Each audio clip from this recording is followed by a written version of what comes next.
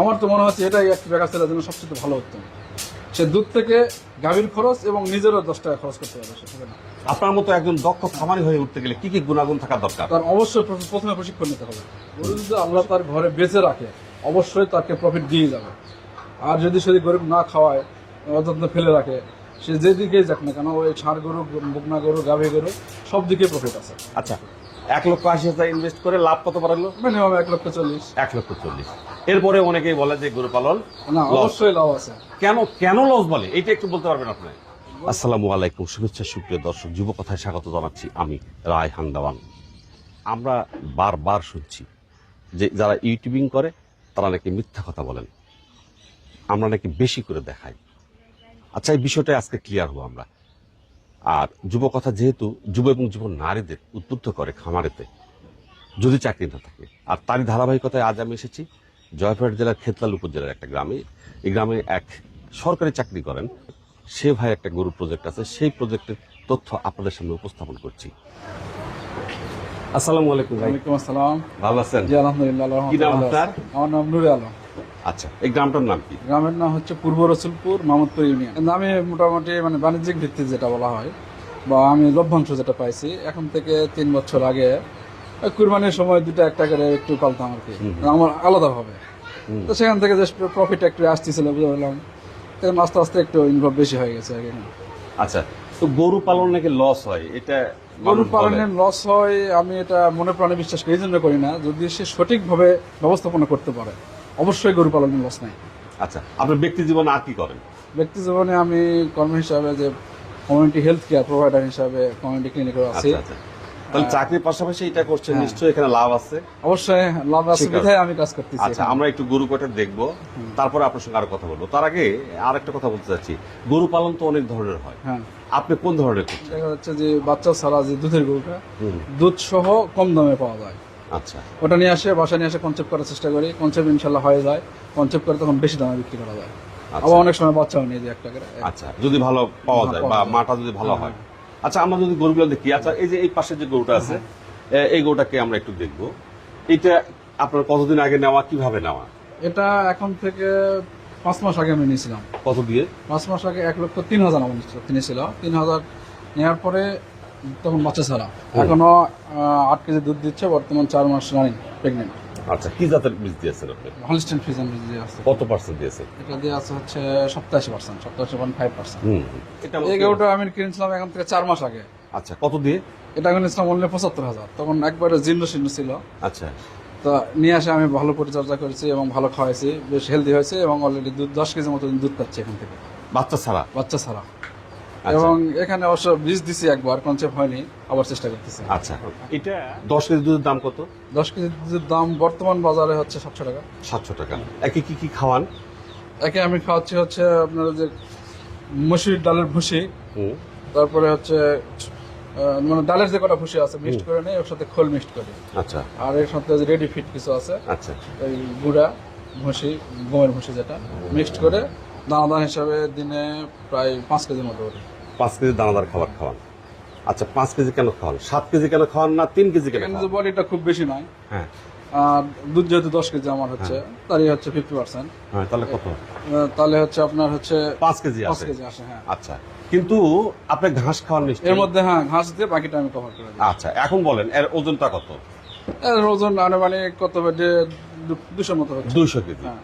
200 কেজির জন্য 1% বলেন, 1% তাহলে 200 গ্রাম প্রোটিন। হ্যাঁ, 200 গ্রাম প্রোটিন। 200 gram protein. আর 10 লিটার দুধ দেয়। 10 লিটার দুধ দেয়। 10 লিটার দুধের আপনার লাগে প্রতি 80 গ্রাম প্রোটিন। 80 গ্রাম। তাহলে আপনার 10 লিটার হলে লাগবে 800 গ্রাম 800 প্রোটিন। গ্রাম। 800 আর 200, 1000 গ্রাম প্রোটিন। 1000 গ্রাম। 1000 গ্রাম প্রোটিন আপনি কিভাবে এটা মেনটেন করেন? 1000 গ্রাম প্রোটিন। ঘাস কত খাওয়াচ্ছেন আপনি? ঘাস সকাল বিকাল মিলে প্রায় 15 কেজি 20 কেজির মতো ঘাস পড়ে। আচ্ছা, যদি 15 না 20? 15 না, নির্দিষ্ট নয়, কিছু কম বেশি আনুমানিক। হয়। হ্যাঁ। আচ্ছা, 15 ধরলাম, 15 ধরলাম। কমটা ধরলাম। হ্যাঁ। তাহলে 15 কেজি ঘাসে 15 দুগুণে 300 গ্রাম প্রোটিন 300 গ্রাম চলে ঘাস আসছে। থেকে চলে আসছে। হ্যাঁ। থাকলো আপনার আর 700 গ্রাম প্রোটিন। 700। তাহলে দানাদার খাবার কত কি খাওয়াবেন? দানাদার খাবার এখানে আপনার হচ্ছে 1 কেজি দানাদারে 300 গ্রাম প্রোটিন। 200 gram protein. 200। তাহলে আপনার হচ্ছে কম আসে 3.5 কেজি আপনার দানাদার খাবার আসে, যদি সেই দানাদার খাবারটা ঠিক হয়, হ্যাঁ, মানে যথাযথ হয়। আমি আর তো আপনি খাওয়াচ্ছেন 1.5 কেজি বেশি কিন্তু খাওয়াচ্ছেন। 1.5 কেজি বেশি খাওয়াচ্ছি এখানে, কারণ হচ্ছে এই গরুটার বডিটা একবারে জীর্ণ শীর্ণ ছিল। কখন এমনকি, যখন গেছিলেন? নিয়ে আসার পর বাসাতে একবার বসে উঠতে পারে না, আচ্ছা, এই অবস্থা ছিল। ক্যালসিয়াম দিচ্ছেন না কিছু? হ্যাঁ, ক্যালসিয়াম এক্সট্রা সাপ্লিমেন্ট দিচ্ছি। হ্যাঁ হ্যাঁ, এখন তো ধরেন যে ওটা উঠে গেছে, এখন মোটামুটি এখন আর লাগবে না। এখন একটু কমে দেবো আস্তে কারণ আস্তে। হচ্ছে 1 কেজি দানাদার খাবারের খরচ কত করে? আমার 1 কেজি দানাদার খরচ আসে 52 টাকার মতো আসে। 52 টাকা। সব মিলিয়ে। আমাদের 50 টাকা ধরি, হ্যাঁ, তাহলে কিন্তু 1 কেজি খাবার চলে গেল, তারপর 50 টাকা প্রতিদিন একটা গাভী থেকে আপনার লস হয়ে যায়। বেশি বেশি না, এটাতে শুধু বেশিতে, অন্যান্যগুলো একটু। আচ্ছা, আমরা একটু তাহলে অন্যটাও হ্যাঁ, দেখবো। বাসাইতে। এটা আমি কিনছিলাম বাচ্চা সহ, এখন থেকে 1 বছর আগে। হুম, তো এখান থেকে ওই দুধ পাচ্ছিলাম আমি 12 কেজি 13 কেজি, আর বাচ্চাটা অলরেডি আমি বিক্রি করে দিয়েছি তখন 4 মাস বয়সে, তখন বিক্রি করেছিলাম 42,000 টাকা। আর কিনেছিলেন কত? 1,80,000 টাকা। তার মধ্যে 40 চলে গেল। হ্যাঁ, 40 চলে গেল। এই গাভীর থেকে আমি টোটাল দুধ পাইছি 2800 কেজি। 2800 লিটার? 2800 লিটার থেকে। তাহলে আপনার দাম 1,40,000 টাকা পাইছেন হ্যাঁ, দুধ বিক্রি করে। ঠিক তো? অলরেডি বাচ্চা এবং গাভীর দুধ থেকে আমার গাভীর দাম কমা। এখন গোটাটা এখন হ্যাঁ 6 মাস রানিং অবস্থা গাভ আছে। আচ্ছা, এখন বিক্রি করলে কত হবে? এখন মিনিমাম 1,40,000। তাহলে এই 1,40,000 ধরেই লাভ হ্যাঁ, নাকি? এই লাভ বলতে এর মধ্যে কিছু খাবার কস্টিং আছে। খাবার যাচ্ছে, কিন্তু আপনি যে এর আগে যে আমি দুধ ধরলাম না, যে দুধগুলো বিক্রি করলো সেগুলো ছেড়ে দিলাম। সেটা চলে হ্যাঁ, তার মানে এটা গোটাটাই লাভ। 1 বছরে only। 1 বছরে কত টাকা ক্যাশ? গত এপ্রিলে আমি 2 টাকা কিনছিলাম এটা। হ্যাঁ, তার মানে এই 1 বছরে কত টাকা ইনভেস্ট করে এটা হলো? 1,80,000 টাকা ইনভেস্ট করে 1,80,000 ইনভেস্ট করে লাভ কত বাড়ালো? মিনিমাম 1,40,000। 1,40,000। এরপরে অনেকেই বলে যে গরু পালন না, loss। অবশ্যই লাভ আছে। কেন লস বলে এটা একটু বলতে পারবেন আপনি? গরু পালনের লস যদি সে সঠিক ব্যবস্থাপনা করতে না পারে, এবং আপনার হচ্ছে যদি যুবীয়ন থেকে বা যে কোনো জায়গা থেকে যদি প্রশিক্ষণ না নিয়ে যদি এই সেক্টরে আসে, অবশ্যই সে লসের সম্মুখীন হবে। যদি তার ভিতরে প্রশিক্ষণ জ্ঞান থাকে তাহলে সে লসের সম্মুখীন কখনোই কি হবে। অবস্থা কিনছিলেন? এটা একটা গাভ অবস্থায় কিনছি, গত 2 মাস আগে কিনছিলাম। কতটা কিনছেন? এটা কিনছি 1,52,000। এখন কি দুধ দেয়? হ্যাঁ, এখনো 7 কেজি দুধ দেয়, তবে আমি রিসেন্ট দুধ বাদ দেবো। এখন হচ্ছে সময় বেশি, 8 মাস রানিং হচ্ছে। আচ্ছা, হ্যাঁ, 8 মাস। আপনি এখন ড্রাই পেটে দিয়ে দিবেন? হ্যাঁ, এটা আমার নিয়ত আছে একবারে গাভ পুরা হলে বিক্রি করে দেবো। তখন কেমন পেতে পারেন? আনুমানিক 2 লক্ষের মতো হবে। আর এই পর্যন্ত ওর কাছ থেকে কত নিয়েছেন আপনি? এর কাছ থেকে আমি নিয়েছি অলরেডি 2 মাসে 500 লিটারের মতো দুধ অলরেডি পাই গেছে। 1,07,000। 1,07,000? 1,07,000। কতদিন আগে? এখন থেকে 1 মাস আগে অলরেডি 7 লিটার দুধ পাচ্ছি আমি। 7 লিটার প্রতিদিন? প্রতিদিন, হ্যাঁ। 200-র মতো আসছে। 200 আসছে? হ্যাঁ। 200-র দাম কত? 200-র দাম বর্তমান, এটা অবশ্য আগে কম বিক্রি করে 55-60 বিক্রি করেছিলাম, বর্তমান তো 70 টাকা। 50 ধরলে আপনার হচ্ছে 200 কেজির দাম হচ্ছে 10,000। আচ্ছা, ও এখন খায় কি? এখন খাচ্ছে দানাদার খাবার দিচ্ছে 3 কেজি হুম। সকাল বিকাল মিলে, আর ঘাস দিচ্ছে, খড় দিচ্ছে। আচ্ছা, এটা কি প্রোটিন অনুযায়ী ঠিক আছে কি? হ্যাঁ, আমি তো তাই মনে করছি, কারণ বডি একটু কম আছে। আর হচ্ছে কনসেপ্ট করানোর জন্য চেষ্টা করছি, একবার বীজ দিচ্ছি কনসেপ্ট করানি, আজকে আবার বীজ দিলাম। কি জাতের বীজ দিলেন? এটা হলিস্টিন ফ্রিজিয়ান বীজ দিচ্ছি। আচ্ছা, কত পার্সেন্ট দিয়েছেন এটা? দিলাম 87%। আচ্ছা, এই গাভিটা আমি কিনেছিলাম 1 বছর 1 মাস আগে, তখন গাভি বাচ্চা সহ কিনেছিলাম। বাচ্চা ছিল ষাঁড় বাচ্চা, 1,35,000 দিয়ে। তখন এই বাচ্চাটা আমি 3 মাস পর বিক্রি করেছিলাম 52,000 টাকা। আর এই গাভীর থেকে ওই পিরিয়ডে আমি দুধ পাইছি 1800 লিটার। 1800 লিটার? হ্যাঁ। আর এখন কত করে পাচ্ছেন? আর এখন আমি সমাত্র 1 সপ্তাহ হয়েছে, আমি তেমন দুধ টানিনি, তবে সকালবেলা আমি টানিছি প্রায় 3.5 কেজি 4 কেজির মতো। আচ্ছা, আপনার যে বাচ্চাটা বয়স কত? আর এই বাচ্চাটার বয়স হচ্ছে আজকে 9 দিন। বাচ্চাই বর্তমান দুধ খাচ্ছে সম্পূর্ণ। আচ্ছা, কয় কেজি দরকার ওই বাচ্চার জন্য দুধ? এই বাচ্চার বডি ওয়েট অনুসারে প্রতি 10 কেজিতে 1 লিটার দুধ খাবে। 10 কেজিতে 1 লিটার। তাহলে ও পাবে কত? মানে ওর weight বডি কত ওয়েট আছে? বর্তমান 50-এর মতো হবে। তাহলে 5 লিটার দুধ 5 লিটার পাবে। দুধ পাবে। পাচ্ছে তো? পাচ্ছে, হ্যাঁ, 5 লিটার ওভার পাচ্ছে মনে হচ্ছে। না কিনে এই গাভীটা কিনলেন কেন? এটার মধ্যে কি কি গুণাগুণ বিদ্যমান? আমি গাভীটা সবচেয়ে বড় দেখি যে গাভী লম্বা চড়া আছে নাকি, আচ্ছা। তার বয়সটা কি অবস্থায় আছে। বয়সটা দেখা যাচ্ছে যে একবারে বেশি বয়স হলে তখন সমস্যা হয় কনসেপ্ট করানোর জন্য। আর তার হচ্ছে কিছু বৈশিষ্ট্য, যেমন দুধের শিরা যেটা আছে, যেমন এই গাভীটা দুধের শিরাটা বেশ স্পষ্ট দেখা যাচ্ছে। আচ্ছা আচ্ছা। আর এরকম, আর কান একটু ছোট, মাথাটা অনেক ছোট সাইজ হবে।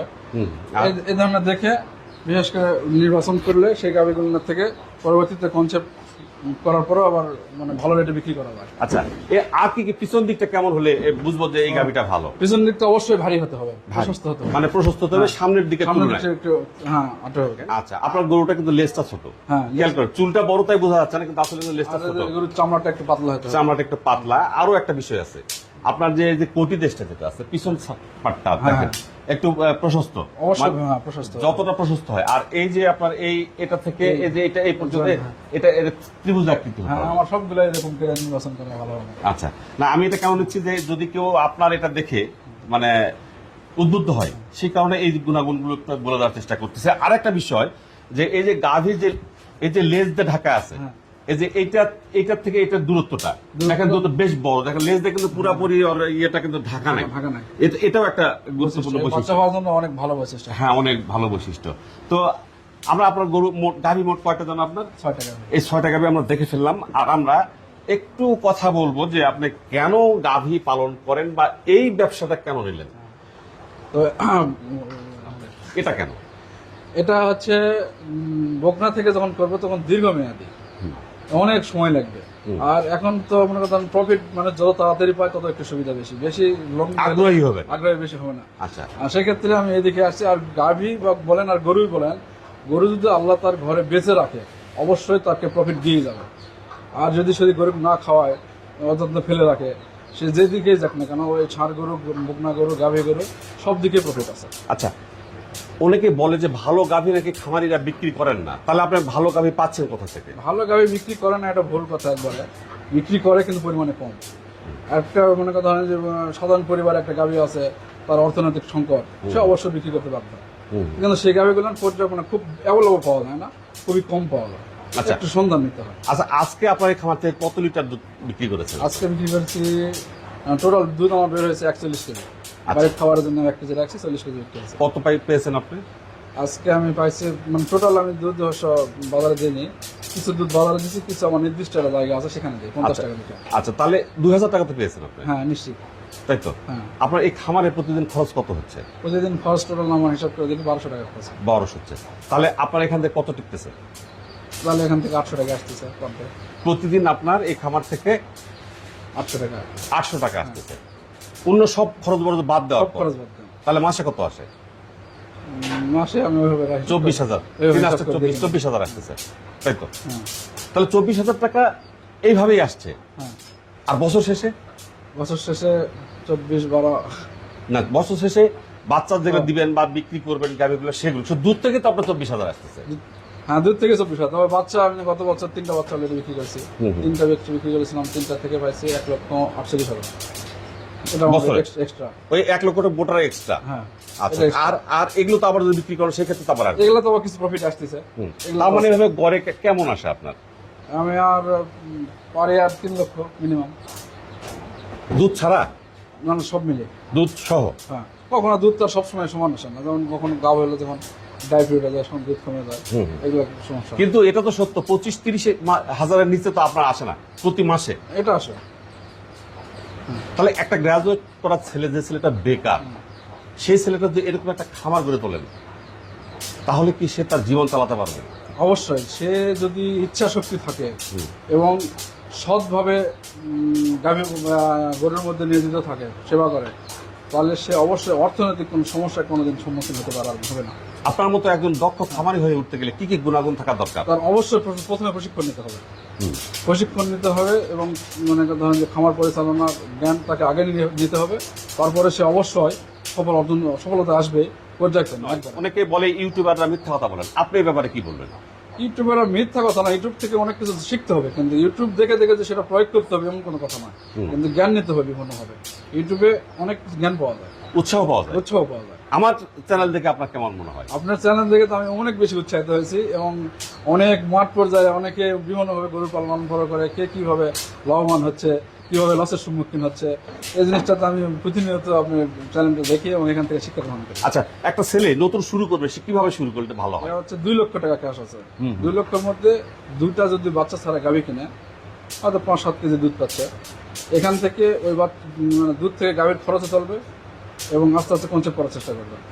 ওই আস্তে আস্তে 1 বছরের মধ্যে দেখবেন যে মানে দ্বিগুণের মতো লাভ নিয়ে চলে আসবে। মানে একটা জায়গায় সে দাঁড়ায়, হ্যাঁ। মানে হতাশা থেকে সে বের হয়ে হতাশা আসে। থেকে সে বেরোয় আসতে পারবে। আমার তো মনে হচ্ছে এটাই একটা বেকার ছেলের জন্য সবচেয়ে ভালো উত্তম। সে দুধ থেকে গাভীর খরচ এবং নিজেরও 10 টাকা খরচ করতে পারবে সে। তার মানে ডেইরি দিয়ে শুরু করাটাই ভালো, হ্যাঁ অবশ্যই। যদি হতাশ হয়ে থাকে, হতাশ হয়ে থাকে। যদি খামার করতে চায়। এটাকে আমার সম্মানিত খামারি ভাই এবং চাকরিজীবী ভাই উনি বললেন যে আসলে প্রশিক্ষণ নিলে খুব ভালো হয়। প্রশিক্ষণ ছাড়া তো অবশ্যই সম্ভব নয়। এই ক্ষেত্রে আমি বলবো বাংলাদেশের 18 থেকে 35 বছরের সকল যুব এবং যুব নারীকে যুব উন্নয়ন অধিদপ্তর তার বিভিন্ন বিষয়ে প্রশিক্ষণ দিয়ে থাকে। সেটা গাভী পালন, ছাগল পালন, হাঁস মুরগি পালন, মৎস্য চাষ, নার্সারি, সেলাই প্রশিক্ষণ সহ অনেক ট্রেডে প্রশিক্ষণ দিয়ে থাকে। আপনারা যদি মনে করেন এখান থেকে প্রশিক্ষণ নিয়ে নিজেকে দক্ষ করে তুলবেন এবং সমাজ বাস্তবতায় নিজের জীবনটাকে এগিয়ে নিয়ে যাবেন, আপনারা যুব উন্নয়ন অধিদপ্তরে আসতে পারেন। তো ভাই আপনার সঙ্গে অনেক কথা বললাম, ভালো লাগলো। জি। আর আপনাকে যদি কেউ ফোন টোন করে একটু অভিজ্ঞতা চায় আপনাকে দিবেন। অবশ্যই। আচ্ছা, আল্লাহ হাফেজ। অবশ্যই আমি এইটুকু বলতে চাই যে বেকারত্ব সমাজের অভিশাপ। এই অভিশাপ থেকে বের হয়ে আসতে অবশ্যই যে কোনো কর্মের পাশাপাশি যদি বাসায় 1-2টা গরু পালন করতে পারে তার প্রফিটটা অবশ্যই বেশি হবে। ধন্যবাদ আপনাকে।